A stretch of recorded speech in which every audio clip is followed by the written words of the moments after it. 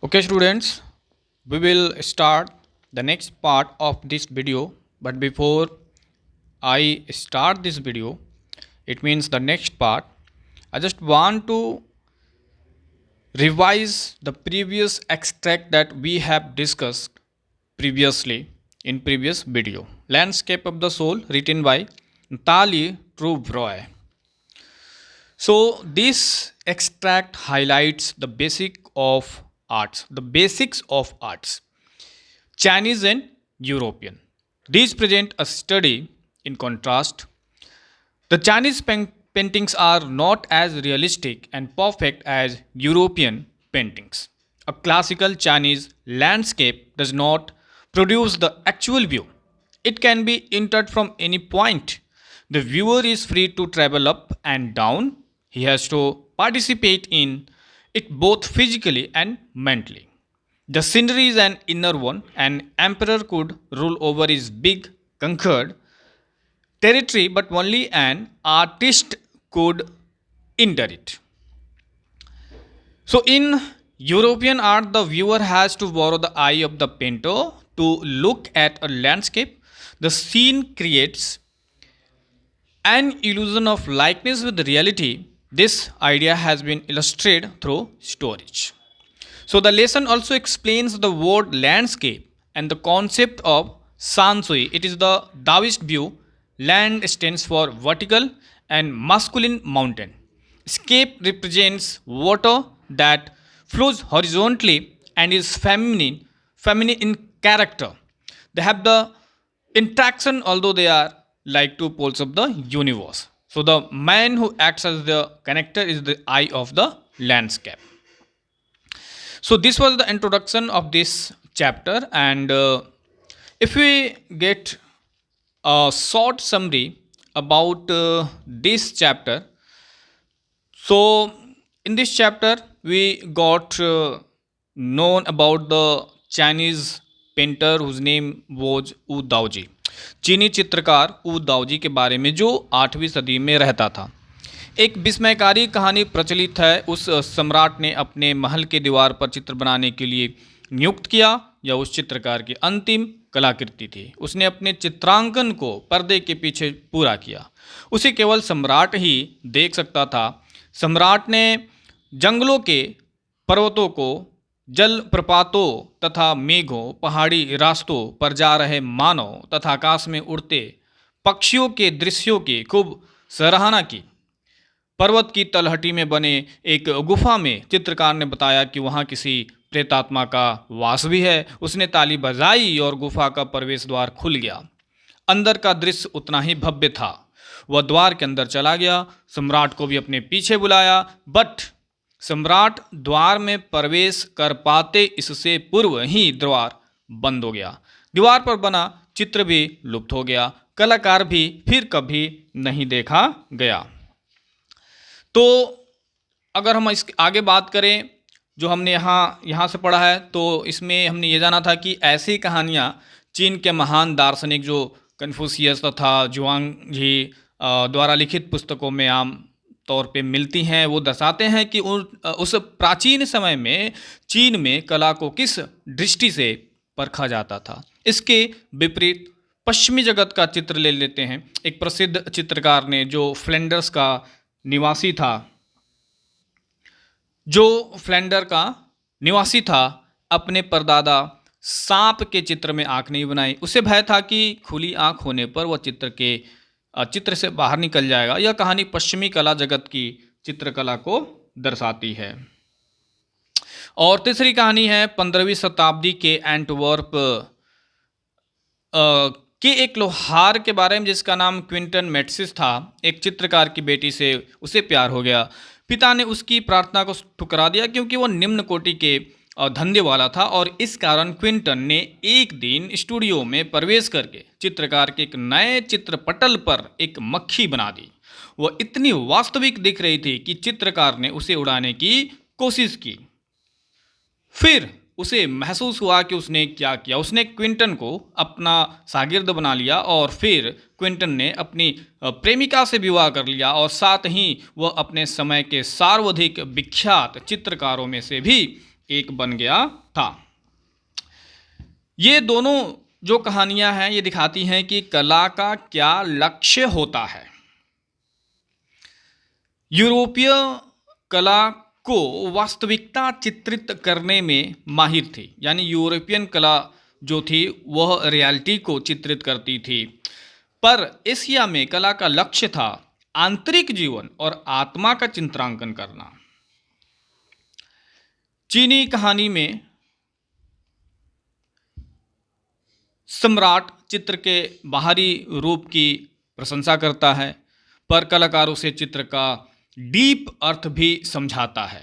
सम्राट अपने विजित देशों पर तो शासन कर सकता है, बट केवल कलाकार ही विश्व के रहस्यों का उद्घाटन करने के लिए उसके अंदर प्रवेश करने का उपाय जानता है।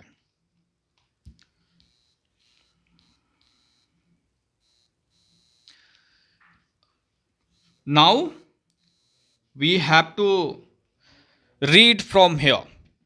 यहाँ से हमें पढ़ना है कि आगे क्या इस चैप्टर में दिया गया है और किस तरह से हम इस लैंडस्केप को जान सकते हैं, किस अवधारणा के बारे में हमें बात करना है। So this concept is expressed as sansui, literally mountain water which used together represent the word landscape more than two elements of an image. These represent two complementary poles reflecting the Taoist view of the universe. तो इस अवधारणा को सांसुई द्वारा समझाया गया है, जिसका शाब्दिक अर्थ होता है पर्वत और जल।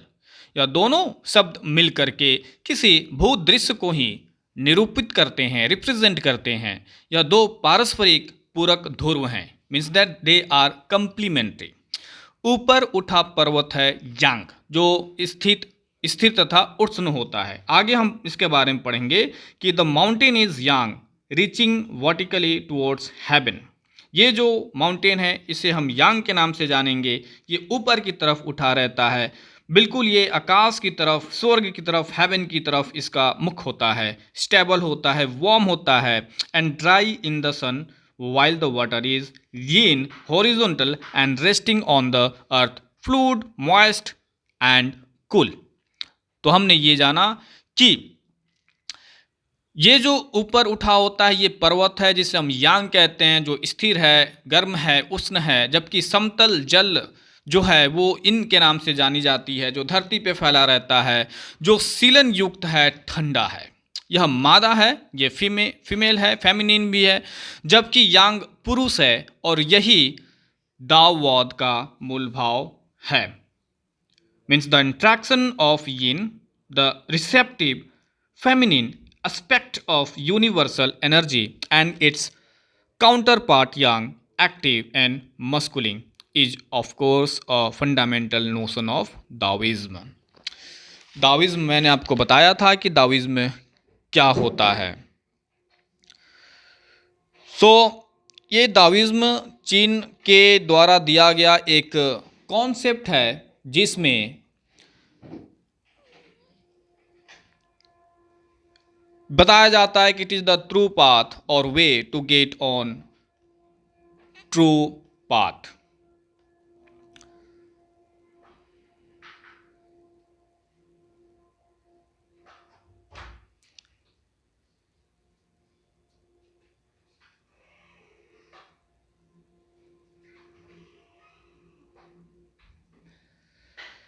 और अगर इसका हम सेकेंड अर्थ जाने तो दाओइज्म मीन्स होता है a Chinese philosophy based on the writings of लाओ जो, जिसमें ट्रू पाथ के बारे में, सही रास्ते के बारे में, सही चीज़ क्या है, इन्होंने वहाँ पर लिखा है। So the yang is active and masculine and the opposite of yin. There is a third essential element which is a middle wire, which is the place where they interact. हमारा line यहाँ से है कि this can be what is often overlooked is an essential third element, the middle wire, where their interaction takes place. This can be compared with the yogic practice of pranayam, breathe in, retain, breathe out. The suspension of breath is the word where meditation occurs. The middle word is essential. Nothing can happen without it. Hence, the importance of the white unpainted space in Chinese landscape means that this middle word can be compared to pranayam, which means to breathe in, retain, and breathe out. Here, the suspension of the breath is the word in this meditation process, and it is an essential part as nothing can happen without it. And the white unpainted space in Chinese landscape is equally important. तो इस तरह से हमने इस paragraph में पढ़ा कि ये अवधारणा सांसुई का क्या है। एक पर्वत है और एक पानी है, जल है। पर्वत ऊपर की तरफ उठा है और जो पानी है वो नीचे समतल है, ज़मीन पे फैला हुआ है। और इसी बीच हमने ये भी जाना कि ये एक दाववाद का मूल भाव भी है। स्वीकार करने वाली मादा सकिर यंग के बीच में जो विश्व की ऊर्जा के स्रोत हैं, यानी कि the feminine which here you can see the sentence the word that is receptive. Yes, the feminine, which is a receptive part and aspect of universal energy. It is means कि एक तीसरा तत्व भी है इन दोनों के बीच में, जहां इन दोनों की ऊर्जा एनर्जी के तत्वों का मिलन होता है। They will meet in that place. यह अत्यावश्यक भी है कि इस कारण चीनी भूदृश्य जो बीच में खाली स्थान छोड़ करके चलता है या उसके बीच में होता है, या वह क्षेत्र है जहां मनुष्य की प्रमुख भूमिका होती है। वह तो धरती के दोनों छोरों पर, दोनों पोल्स पे ध्रुव के बीच संवाद का माध्यम है, एक कम्युनिकेशन का माध्यम है, और वह तो एक नयन गोचर दृश्य की आंख भी है। So this is also where man finds a fundamental role in that space. इसी की बात हम कर रहे थे। In that space between heaven and earth, he becomes the conduit of communication between both poles of the universe. Conduit means medium होता है। His presence is essential, even it's only suggested far from being lost or oppressed by the lofty peaks. He is in Francois Cheng's wonderful expression, the eye of the landscape.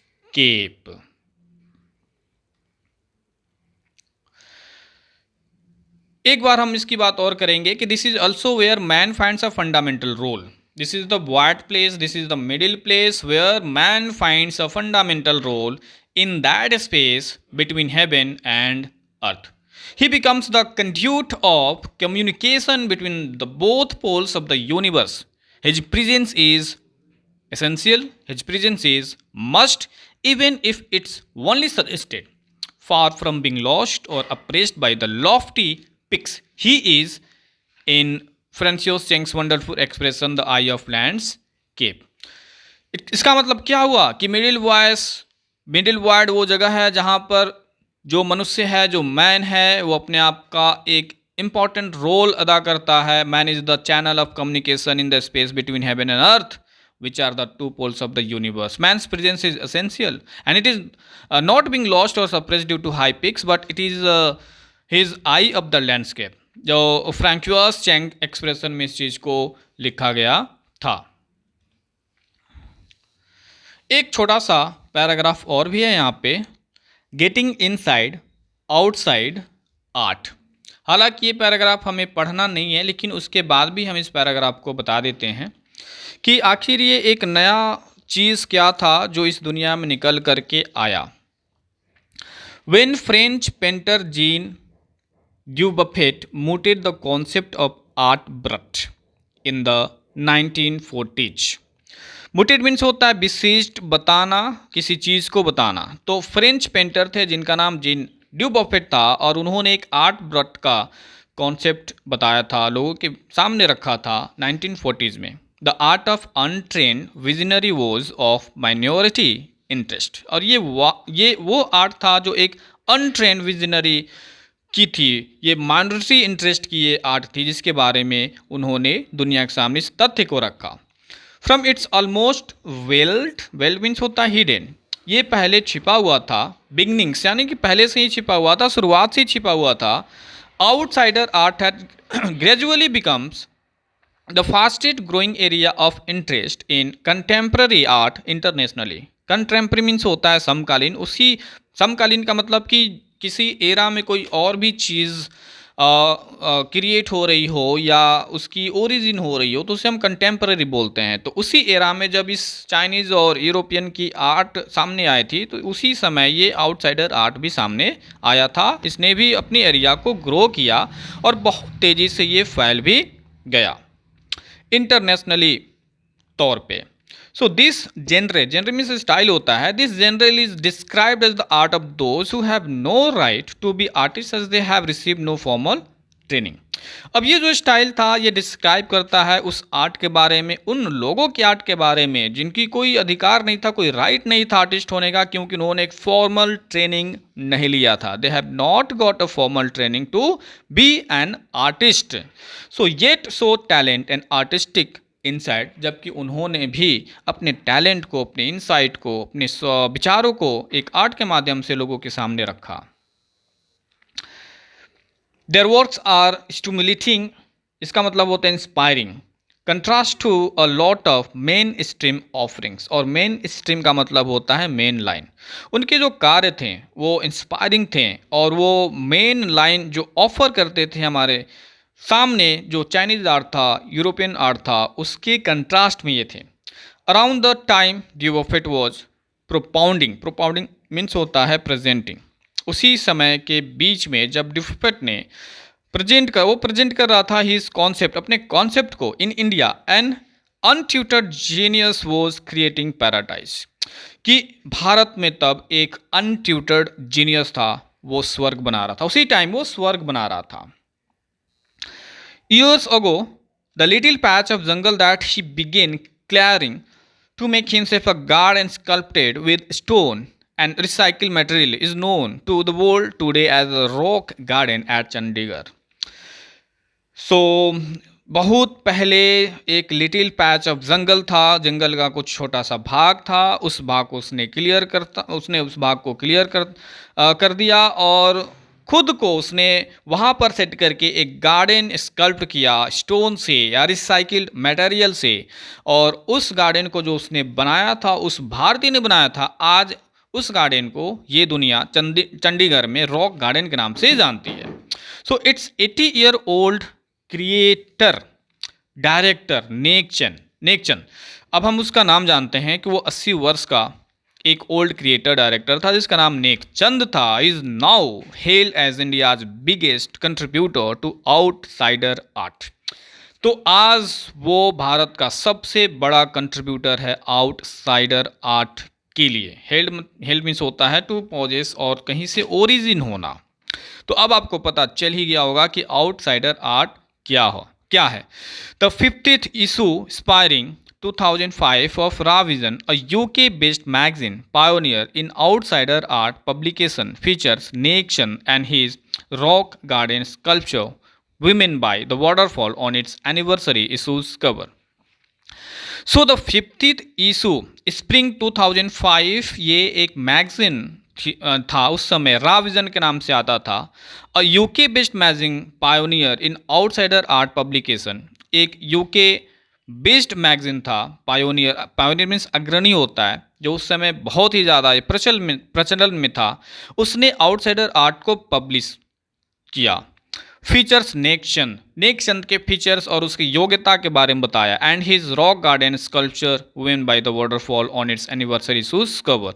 और वहाँ पर अपने cover पे यानी कि main cover पे women by the waterfall का एक प्रतिलिपि, एक पेंट या फिर आप कह सकते हो कि एक तस्वीर उसने अपने कवर पे एनिवर्सरी के रूप में छापा.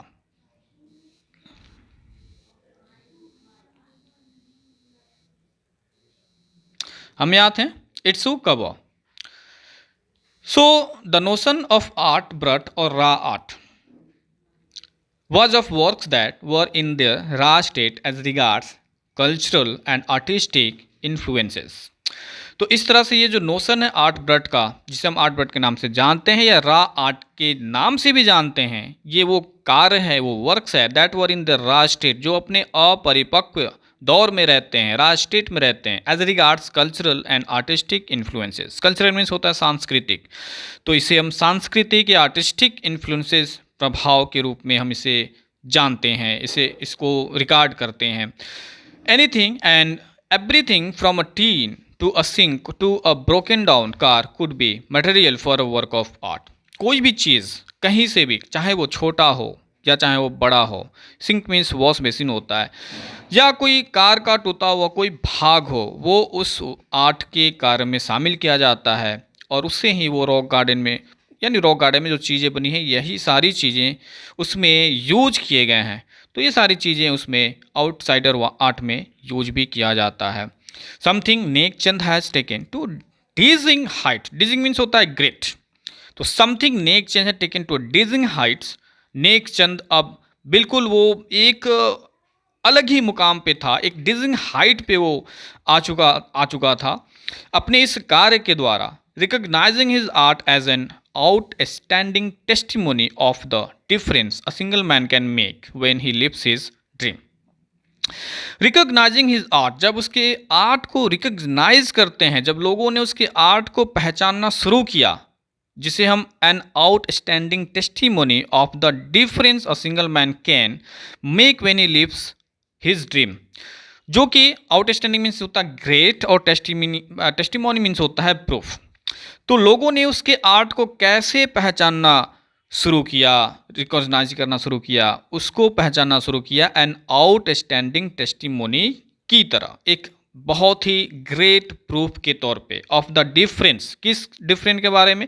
अ single man can make when he lives his dream, जब एक इकलौता व्यक्ति अपने सपनों को जीता है, साकार करने की कोशिश करता है, और जब उस चीज़ को साकार करता है तो उस सपने और रियलिटी के बीच में डिफरेंस होता है, वो डिफरेंस जो सामने आती है वो रॉक गार्डन होता है। तो इस तरह से लोगों ने उसके उस कार्य को पहचानना शुरू किया। The Swiss commission for UNESCO will be honouring him by way of European exposition of his work. इसी तरह से जो स्विस कमीशन, जिसे हम यूनेस्को के स्विस कमीशन के बारे में जानते हैं, विल बी ऑनरिंग, अब उन्होंने वो जो संस्था थी, ऑर्गेनाइजेशन था, नेकचंद को ऑनर किया by way of European exposition of his works. ये कह के कि उन्होंने यूरोपीय देश की एक अभिव्यक्ति को अपने कार्य से उन्होंने अभिव्यक्त किया था। The 5-month interactive show realm of Nek Chand beginning October will be held at leading museums in Switzerland. और इस तरह से 5 महीने का एक इंटरैक्टिव शो भी उन्होंने कराया रियाल्म ऑफ नेकचंद का। रियाल्म मीन्स होता है स्फीयर, तो नेकचंद का रियाल्म कौन था? वही रॉक गार्डन जो उन्होंने बनाया था। Beginning October will be held at leading museums in Switzerland, और ये कहाँ पर व्यवस्थित हुआ? अक्टूबर के शुरुआत में स्विट्जरलैंड के म्यूजियम के जो म्यूज़ियम थी उसको लीड कर रही थी, वहाँ पे उसको हेल्ड किया गया, वो जो बेल्जियम में था। सो फ्रांस और इटली, बेल्जियम और फ्रांस और इटली में भी इस चीज़ को दर्शाया गया, हेल्ड किया गया। And the biggest reward is walking through the garden and seeing people enjoy my creation, Nek Chand says. जब उन्होंने देखा कि उसके रिवॉर्ड को, उसके वर्क को जो लोग हैं वो प्रेज कर रहे हैं, उसकी प्रशंसा कर रहे हैं, तो उन्होंने कहा कि it was the biggest reward is walking through the garden, जो कि मेरे गार्डन से वॉक करके मेरे पास आया। ये मेरे लिए एक बहुत ही बड़ा एक रिवॉर्ड था मेरे लिए, कि लोग उसको आके देख रहे हैं, एंजॉय कर रहे हैं मेरे क्रिएशन को, और उसकी भी वो प्रशंसा कर रहे हैं। So this was the explanation of the second part of the video. Thank you very much. I will now send its notes और the remain note that I have not sent yet. So just wait for it. Thank you very much.